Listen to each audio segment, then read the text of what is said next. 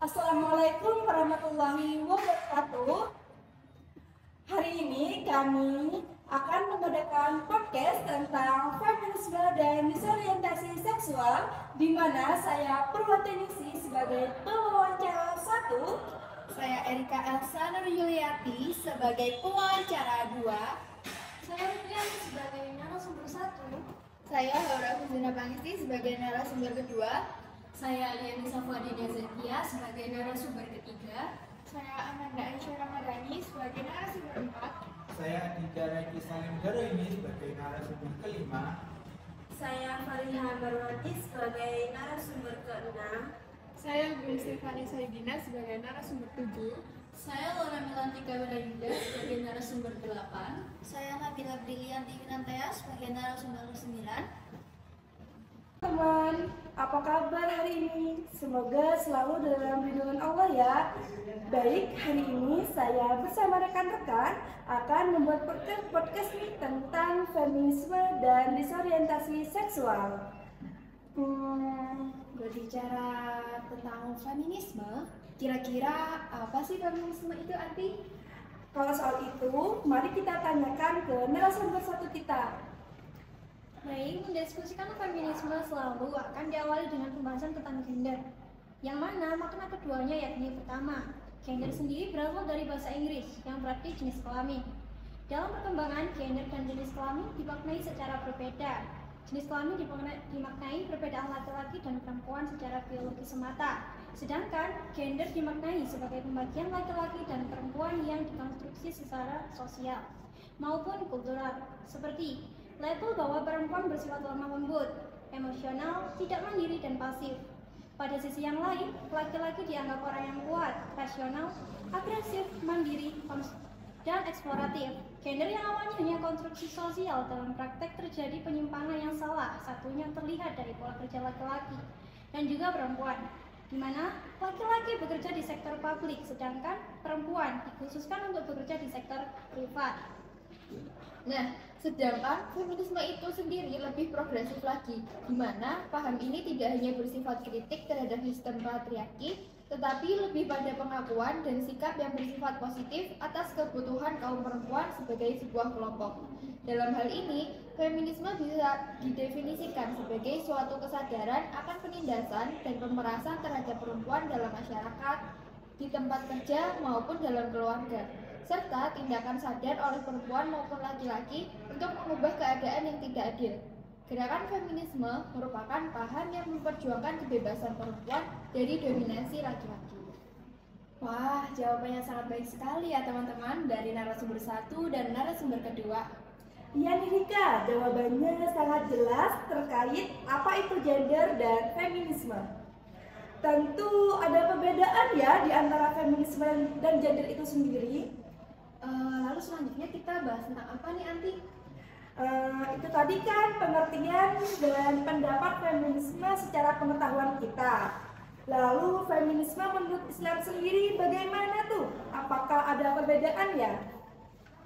Baik, pertanyaan ini mungkin akan dijawab oleh narasumber ketiga.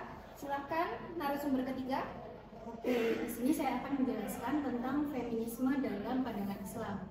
Pada dasarnya, apa yang diperjuangkan feminisme itu memiliki persamaan dan prinsip-prinsip dengan apa yang diperjuangkan oleh Islam.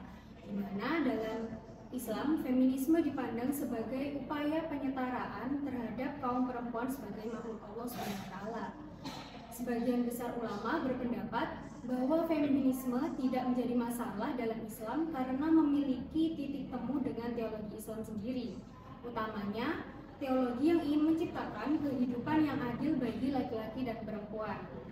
Namun tentunya ada beberapa aspek-aspek yang menjadi persoalan di mana feminisme sendiri dapat mendorong adanya eksploitasi bagi lawan jenis yaitu laki-laki. Terlepas dari hal itu, menurut saya Islam tidak mempermasalahkan tentang feminisme. Oke, jawaban yang baik sekali dari narasumber 3 terkait feminisme menurut pandangan Islam. Selanjutnya, bagaimana respon terhadap keyakinan bahwa diskriminasi itu benar-benar ada? Dan benarkah kaum perempuan selama ini diberlakukan tidak adil? Nah, bagaimana menurut narasumber keempat terkait hal ini? Menurut artikel yang pernah saya baca dalam satu studi dikatakan, di banyak negara, termasuk di negara-negara Islam, perempuan secara umum mengalami peminggiran. Di banyak negara, tidak ada jaminan kesetaraan laki-laki dan perempuan di berbagai bidang, baik politik, sosial, ekonomi, dan hukum. Di beberapa tempat, perempuan dibatasi hak kepemilikan tanah, mengelola properti, dan juga bisnis. Di kawasan sub-Sahara Afrika, sebagian besar perempuan memperoleh hak atas tanah melalui suami atas dasar perkawinan, dan hak tersebut hilang saat terjadi perceraian atau kematian sang suami. Di Asia Selatan, rata-rata jumlah jam yang digunakan perempuan bersekolah hanya separuh dari yang digunakan laki-laki. Jumlah anak perempuan yang mendaftar ke sekolah menengah di Asia Selatan hanya 2/3 dari jumlah anak laki-laki. Di negara-negara berkembang, wirausaha yang dikelola perempuan cenderung kekurangan modal kalah dengan wirausaha yang dikelola oleh laki-laki. Baik, jawaban yang sangat memuaskan dari narasumber 4. Ngomong-ngomong tentang kekerasan terhadap perempuan ini, Rika, di Indonesia sendiri masih ada nggak sih kasus seperti itu? Wah, untuk hal ini sepertinya masih ada nih Anti di negara kita ini. Untuk lebih lanjutnya, jawaban ini akan dipaparkan oleh narasumber kelima. Silakan. Baik, terima kasih atas kesempatannya. Di Indonesia sendiri, kekerasan terhadap perempuan tidak kalah genting. Komnas Perempuan dalam catatan tahun 2018 menyatakan bahwa terjadi tren kekerasan dari tahun ke tahun. Misal, tahun 2015 yang berjumlah 321.752 kasus. Tahun 2016 terdapat 259.150 kasus, dan pada tahun 2017 meningkat menjadi 346.446 kasus.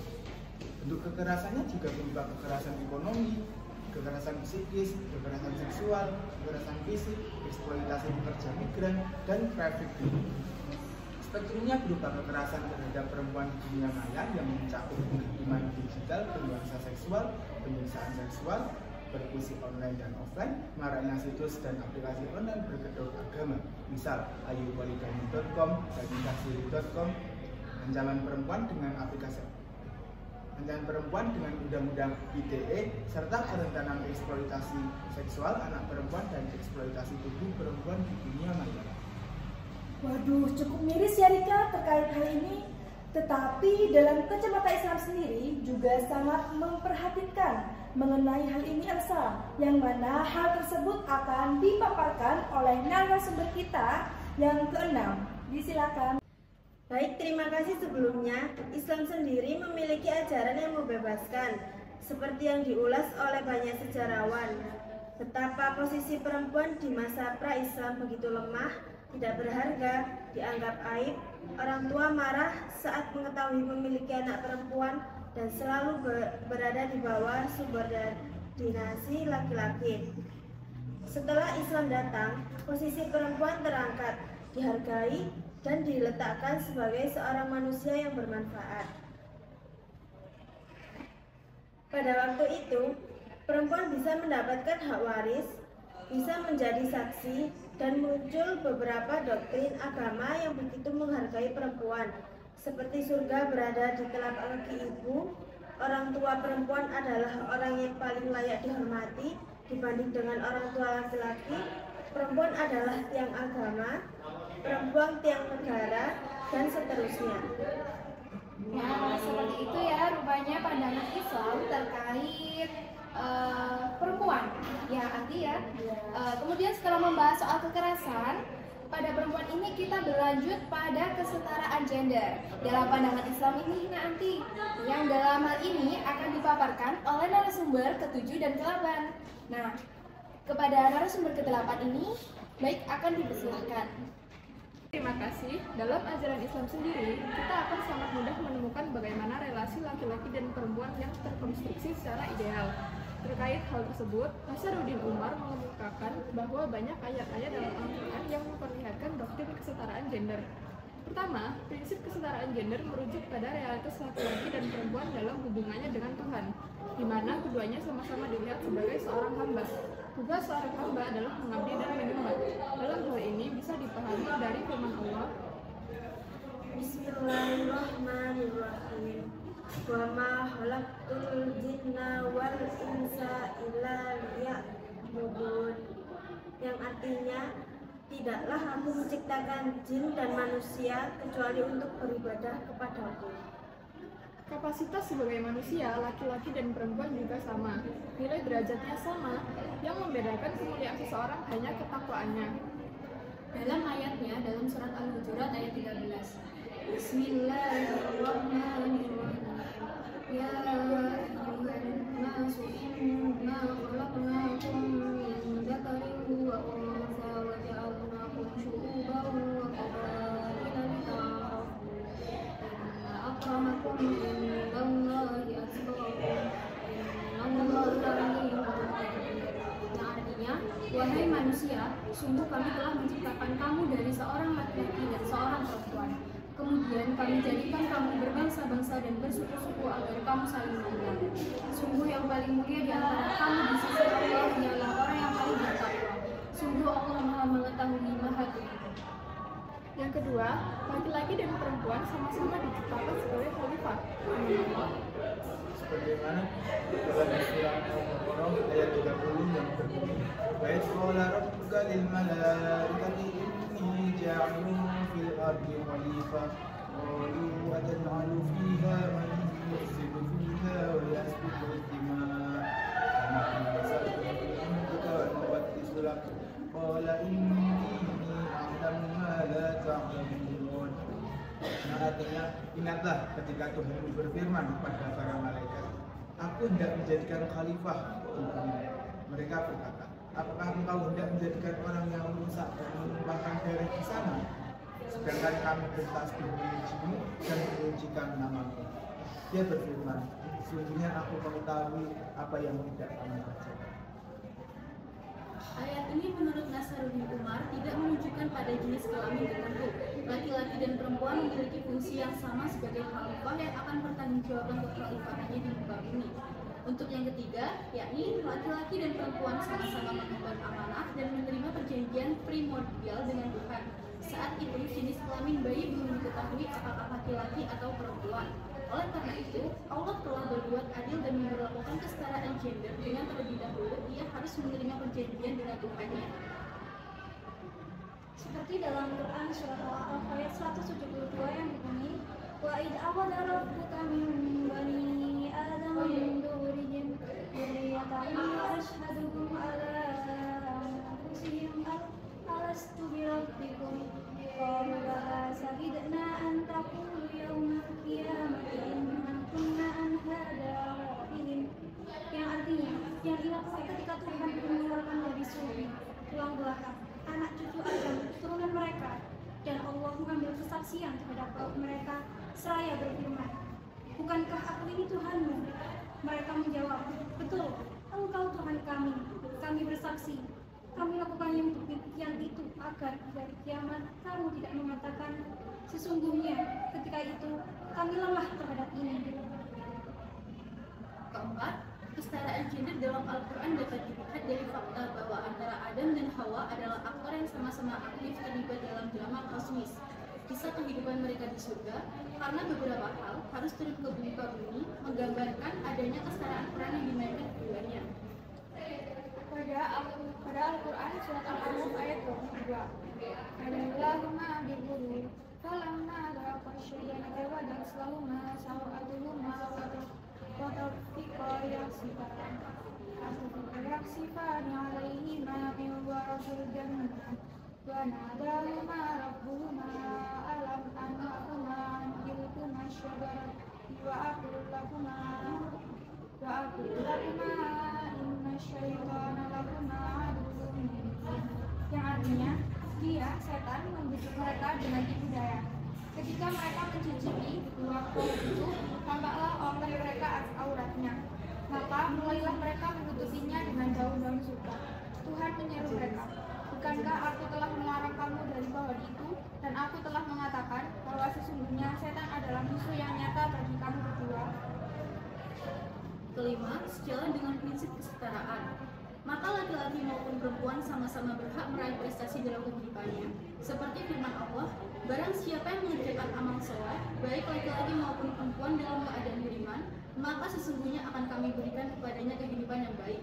Seperti dalam surat An-Nahl ayat 97, Man amila sholihan min zakarin aw unsa wa huwa mu'minun falanuhyiyannahu hayatan thayyibah wa lanajziyannahum ajrahum bi ahsani ma kanu ya'malun. Yang artinya barang siapa mengerjakan kebajikan baik laki-laki maupun perempuan dalam keadaan beriman, maka pasti akan kami berikan kepadanya kehidupan yang baik dan akan kami beri balasan dengan pahala yang lebih baik dari apa yang telah mereka kerjakan.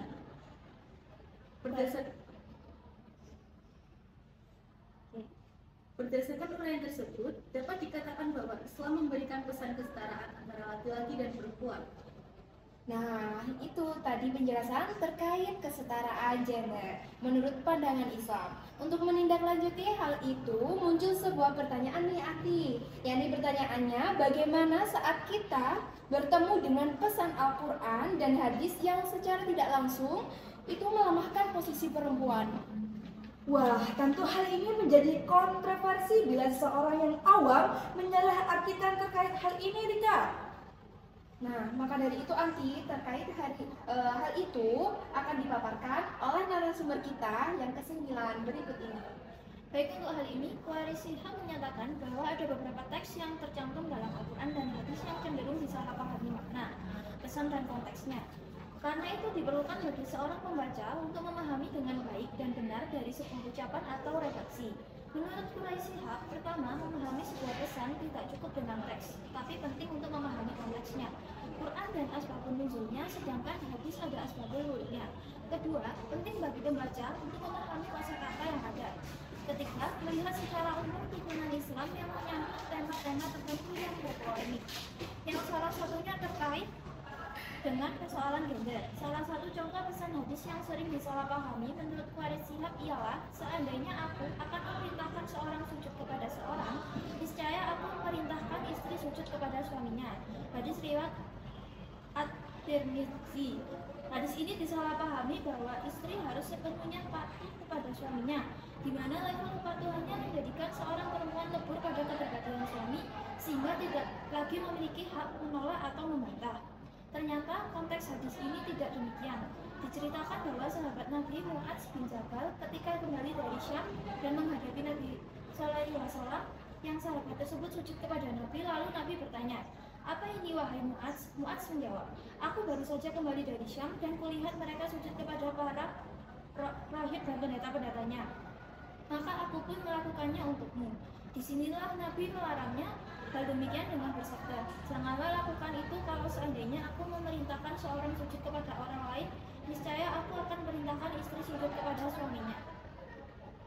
Dengan demikian, penjelasan di atas memperlihatkan kepada kita bahwa ajaran Islam sangat mendukung terhadap gerakan gender dan feminisme yang secara umum menuntut perlakuan yang adil antara laki-laki dan perempuan dalam ruang publik dan domestik.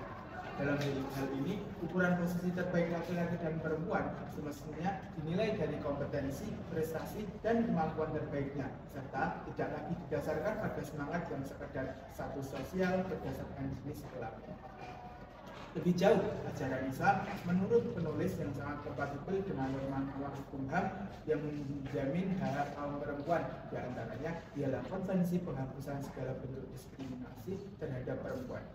Konvensi ini kita ketahui memiliki 3 prinsip penting, yaitu prinsip non-diskriminasi, prinsip persamaan, dan prinsip kewajiban negara.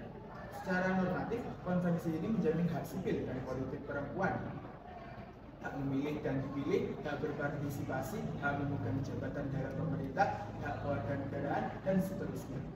Menjamin hak ekonomi, sosial dan budaya, hak atas pendidikan, hak kerja, hak kesehatan, dan seterusnya. Hak bersamaan di depan hukum, dan ada mekanisme pelaporan dan pemantauan terkait dengan pemenuhan hak-hak kaum perempuan. Cukup banyak aturan dan kerjasama yang secara langsung dan tidak langsung saat ini muncul sebagai bagian untuk melindungi hak-hak perempuan. Di antaranya Undang-Undang tentang Penghapusan Kekerasan dalam Rumah Tangga, Komnas Perempuan, dan LPSK terkait perlindungan saksi dan terhadap dan korban untuk kasus-kasus kekerasan terhadap perempuan. Penanganan terpadu kasus kekerasan berhadapan dengan hukum dan beberapa yang lain. Secara umum, norma hukum dan kesepakatan tersebut akan mencegah kaum perempuan menjadi korban ketika. Wah, cukup banyak ya aturan dan kerjasama yang secara langsung dan tidak langsung muncul sebagai bagian untuk melindungi hak-hak perempuan di Elsa, entah itu dari perspektif Islam maupun hukum negara.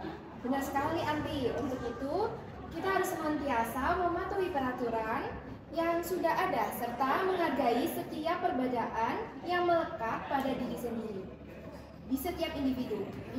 Oh iya, itu tadi kan kita sudah banyak menjelaskan tentang apa itu feminisme dan dampak serta solusinya. Oh iya Rika, ada yang kurang nih solusinya. Oh iya Rika, ada yang kurang nih kayaknya tentang disorientasi seksual yang pembahasannya gak kalah menarik tentunya. Langsung aja kita bahas tentang disorientasi seksual. Berikut ini langsung dibacakan oleh narasumber ke-1 kita. Baik, sebelumnya apa sih disorientasi seksual itu? Nah, disorientasi seksual merupakan pandangan yang menyimpang atau kesenjangan yang terjadi dalam orientasi seksual, sehingga seseorang menjadi lesbian, gay, biseksual maupun transgender. Dalam pengertian lain, homoseksual menurut Utama 2003 adalah orientasi atau pilihan seks yang diarahkan kepada seseorang atau orang dengan jenis kelamin yang sama, atau ketertarikan orang secara emosional dan seksual kepada seseorang atau orang dengan jenis kelamin yang sama. Baik, jadi itu dia pengertian dari disorientasi seksual. Wah, pandangan kita tentang disorientasi sudah mulai terbuka nih Kak. Tapi masih kurang loh. Kita kan masih belum tahu nih Anti tentang contoh dari disorientasi sosial itu sendiri. Iya nih, jadi mari kita tanyakan terkait contoh dari disorientasi seksual itu sendiri ke narasumber kedua. Sebelumnya, mari kita ketahui dulu apa saja macam penyimpangan seksual. Saat ini terdapat suatu kelompok yang disebut dengan LGBT, yaitu lesbian, gay, biseksual, dan transgender.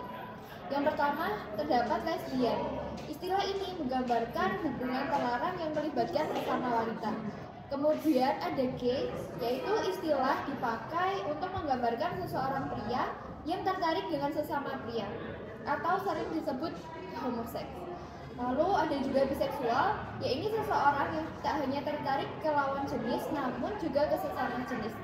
Jadi, bisa saja pria ataupun wanita. Sementara istilah transgender merujuk pada seseorang yang merasa bahwa naluri jiwa kepribadiannya tidak sama dengan jenis kelamin yang ia miliki sejak lahir.